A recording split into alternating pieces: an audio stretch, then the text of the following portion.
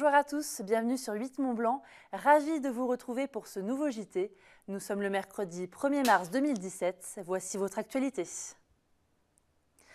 Le salon de l'agriculture bat son plein en ce moment à Paris. Aujourd'hui, les produits savoyards sont à l'honneur, vous le verrez. Nos produits ont du succès. Et les acteurs du tourisme accompagnent nos producteurs. Nous retrouverons Fanette de Buisson sur place. Et puis, nous verrons un concept un peu particulier. Le réseau des accorderies permet de bénéficier de services sans débourser le moindre centime, mais en donnant de son temps en échange. L'édition 2017 du Salon de l'agriculture se tient depuis le week-end dernier à Paris. Ce rendez-vous est incontournable pour les agriculteurs de notre pays. Nos producteurs savoyards n'échappent pas à la règle, accompagnés des acteurs du tourisme. En Savoie-Mont-Blanc, ils vont de pair, c'est ce qu'a constaté Fanette de Buisson. On la retrouve sur place. Depuis 15 ans, les visiteurs du Salon international de l'agriculture à Paris peuvent s'arrêter sur le stand de Savoie-Mont-Blanc Tourisme. Depuis toutes ces années, les deux départements savoyards ont décidé de regrouper les produits, les offices de tourisme et les producteurs sous la même bannière. C'est une vitrine très importante pour le territoire puisque chaque année, 700 000 visiteurs déambulent dans les allées du salon, soit autant de touristes potentiels. Les visiteurs du salon de l'agriculture sont gourmands, ça tombe bien. Sur le stand savoyard situé au cœur du hall principal, les assiettes de dégustation ne désemplissent pas. Le magasin non plus. Depuis plus de 15 ans, Savoie et Haute-Savoie communiquent main dans la main en France et à l'international. Une destination touristique commune qui entend faire valoir ses montagnes, ses lacs, mais aussi son savoir-faire agricole. On a une fonction centrale de l'agriculture parce qu'elle fait partie de notre identité. Elle produit des fromages, des vins, des fruits de qualité qui sont reconnus partout et c'est complètement complémentaire avec le tourisme. D'ailleurs, la preuve en est sur ce stand, on a les animaux qui sont pas loin, on a les fromages et on a les offices de tourisme avec leurs brochures pour vendre les destinations touristiques des deux départements de Haute-Savoie et de Savoie. L'agriculture des pays de Savoie s'identifie aux productions. Ce sont des appellations d'origine contrôlée, des IGP, la raclette obtenue récemment. Donc autant de fierté, on est fiers du territoire, on est fiers de nos produits, on est fiers de nos couleurs et nous les portons ensemble et c'est important. Après Paris, Savoie-Mont-Blanc est la première destination touristique de France, été comme hiver. Pour les vacances à la neige, c'est un peu tard, mais celle d'été arrive. Alors les acteurs touristiques savoyards espèrent bien se rappeler aux bons souvenirs des Parisiens. C'est une opportunité d'être visible, de donner envie, de susciter l'envie. On a une très très forte fréquentation, ce sont des flux qui sont extrêmement importants. Donc il est important de laisser une impression. Globalement, on va faire passer une image, une envie, et puis ensuite, bien entendu, ça s'installe dans l'esprit des gens. Ils se disent effectivement, c'est une destination où on n'a jamais été. Il reste 4 jours au Savoyard pour séduire la clientèle parisienne à grand renfort de terroirs, fromages et autres joyeusetés. Et nous retournerons demain au Salon de l'agriculture car depuis quelques semaines, c'est officiel, la raclette de Savoie est devenue une appellation d'origine protégée. Fanette de Buisson nous en dira plus. Vous le constatez, nos producteurs savoyards ont fait fort cette année. Comme chaque année, le palmarès du concours général agricole met à l'honneur les vins et produits locaux. Il s'agit de produits agricoles récoltés ou transformés sur le territoire français. Ils peuvent être d'origine fermière, artisanale ou industrielle. Or, argent et bronze réunis, Savoie-Mont-Blanc a décroché au total 91 médailles pour ses vins et produits, contre 75 l'année dernière. Vous pouvez reconnaître ces produits médaillés grâce à ce logo.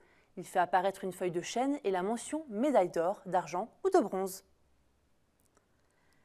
On passe à la suite de notre série de la semaine. Elle est consacrée au commerce participatif et collaboratif. Si vous voulez apprendre la cuisine, la couture ou l'informatique sans débourser le moindre centime, c'est possible. Vous ne devrez payer qu'1 heure de votre temps. C'est le principe des réseaux des accorderies. Chaque mois, de nouvelles antennes se créent aux 4 coins du pays. Emmanuel Jaude s'est rendu dans l'une d'entre elles. Myriam attendait avec impatience son soin énergétique. Un moment de détente grâce aux mains expertes de Pascal qui lui coûtera seulement 1 heure. Myriam ne va en effet pas payer en euros, mais avec un chèque de la Banque du Temps de son quartier. C'est ici, dans les locaux de l'accorderie, que les deux femmes se sont rencontrées. Le concept importé du Québec est en vogue en France depuis quelques années déjà. Il n'y a jamais d'argent d'échanger dans une accorderie et donc l'idée c'est vraiment de pouvoir échanger des services. C'est une banque temps en fait et contre 1 heure de service, vous recevez 1 heure de service de quelqu'un d'autre. Les échanges individuels se font vraiment en fonction de l'offre qui nous intéresse et donc ça n'invite pas forcément la réciprocité avec les mêmes personnes. Donc on échange en fonction de nos besoins. Les membres de l'accorderie, les accordeurs, ont des comptes de temps sur lesquels sont débitées et créditées les heures. On peut consulter son compte temps au sein de l'accorderie, donc on voit le temps qu'on a donné, le temps qu'on a reçu et on voit si ça s'équilibre à peu près et généralement ça s'équilibre sur une période de temps. Je cherche des cours d'anglais à réapprendre l'anglais. Pour que les accordeurs fassent connaissance, des soirées sont organisées tous les mois. Le reste du temps, une base de données permet de trouver le service recherché. Cours de cuisine, de couture ou d'informatique sont les demandes les plus courantes, mais il peut aussi s'agir d'activités collectives. Et preuve de l'engouement de ce concept solidaire, ici on dénombre pas moins d'une dizaine de nouveaux membres chaque mois. En moins de 2 ans, une dizaine d'accorderies ont ouvert leurs portes en France, dont 2 en Savoie-Mont-Blanc. Mais la plupart des grandes agglomérations françaises prévoient déjà d'en ouvrir davantage dans les prochains mois. Vous l'avez sans doute remarqué, le manège des Jets n'est plus sur la place du village. Et pour cause, il a été démonté et stocké dans un entrepôt en attendant d'être entièrement restauré. Depuis 1871, les aléas du temps l'ont abîmé.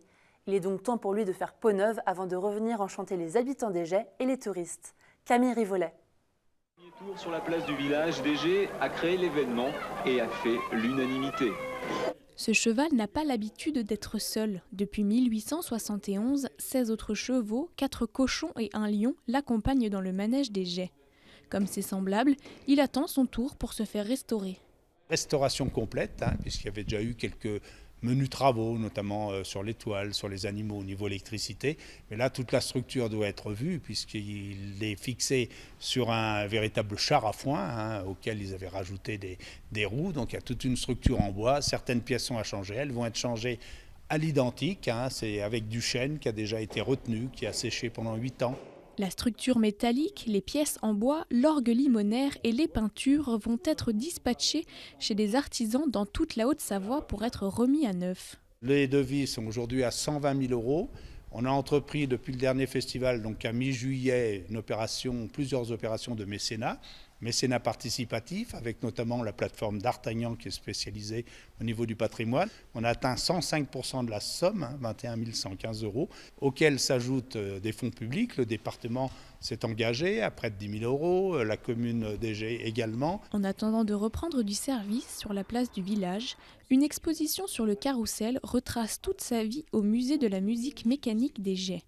L'exposition évoque aussi d'autres histoires de carrousels emblématiques. Il fait partie de la collection du musée de la musique mécanique et il a été acheté en 1989.